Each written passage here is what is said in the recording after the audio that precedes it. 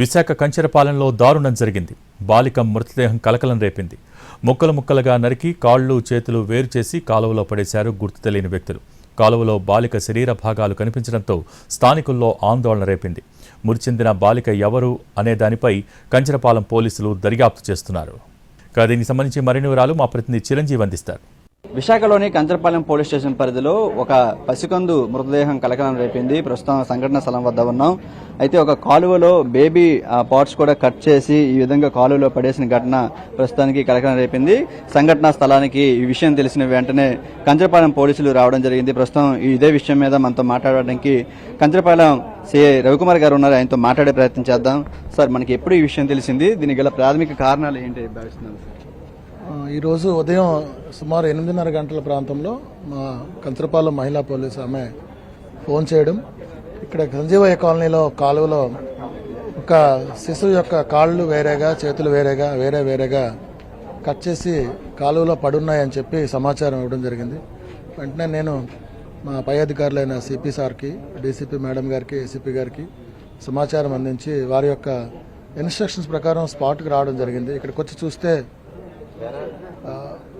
10 నుంచి 15 గంటల మధ్యలో ఒక బేబీ, అంటే ఇక్కడ మేలా ఫీమేల్ అనేది మనం జస్టిఫై చేయలేదు, ఒక బేబీని కాళ్ళు చేతులు వేరు చేసి మొండెం కూడా వేరు చేసి తలభాగం మాత్రం ఇక్కడ లేదు. తలభాగం కోసం వెతుకుతున్నాం. ఇక్కడ ఈ కాలువలో పడి ఉండడం చూసాం. దీన్ని బట్టి మనకేంటంటే గత రాత్రి ఎవరైనా ఎక్కడైనా ఈ విధంగా వేరు చేసి ఇక్కడ తీసుకొచ్చి పడేశారా, లేకపోతే ఇది కాలు వాగుంది కాబట్టి పైనుంచి కిందకి ఫ్లోట్ అయ్యే అవకాశం ఉంది కాబట్టి మీదన ఎక్కడ పడేశారా అని కాలువ అంతా కూడా జాలిస్తున్నాం. శానిటైజర్ వర్కర్స్ సహాయం తీసుకున్నాం. అలాగే ఈ ఆశా వర్కర్ సహాయం కూడా తీసుకున్నాం.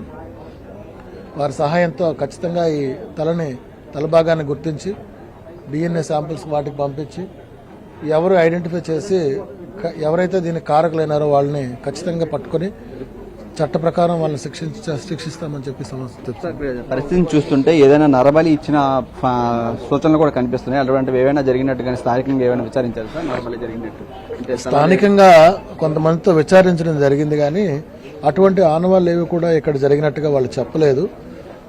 దర్యాప్తు చేయాల్సి ఉంది. ముందు బేబీని ఐడెంటిఫై చేయాలి, బేబీని ఎవరు పేరెంట్స్ అన్నది ఐడెంటిఫై చేయాలి. దాని తర్వాత ఏం జరిగింది అన్నది మనకు తెలుస్తుంది. మనకి ఎన్ని గంటల సార్ ఈ సమాచారం తెలిసింది? అంటే వీళ్ళు ఎక్కడికి తీసుకొచ్చారా? బాక్స్ కూడా కనిపిస్తుంది. ఇక్కడ నుంచి తీసుకొచ్చారా లేదంటే వేరే దగ్గర ఎక్కడి నుంచి తీసుకొచ్చారా? దానికోసమే ఇప్పుడు విచారిస్తున్నాం. ఎక్కడి నుండి తీసుకొచ్చారా, లేదంటే మార్నింగ్ బిఫోర్ 6 ట్యాప్స్ అవి రిలీజ్ చేస్తారు. దాని మీద హెవీ ఫ్లో ఆఫ్ వాటర్ ఉంటుంది పైనుంచి. సో ఆ వాటర్లో పైన ఎక్కడైనా పడేసి ఇక్కడికి వచ్చి వాటర్ ఆగిపోయిన తర్వాత ఇక్కడ ఆగిపోయినాయా, లేకపోతే ఇక్కడే తీసుకొచ్చి పడేశారా అనేది. ఎందుకంటే మీరు చూస్తుంటే ఇది ఒక మెట్లు ఉన్నాయి, మెట్లకు ఇటువైపు కాళ్ళు అటువైపు చేతులు ఉన్నాయి. సో ఇక్కడే తీసుకొచ్చి పడేశారా లేకపోతే పైన ఎక్కడైనా వదిలేశారా ఏంటనేది తెలియాల్సి ఉంది. ఇది ప్రస్తుతానికి ఘటనా స్థలానికి చేరుకున్నటువంటి ఇటు కంచెరపాలెం పోలీసులు కూడా మొత్తం క్రైమ్ సీన్ యొక్క మొత్తం కూడా పరిశీలిస్తున్నారు.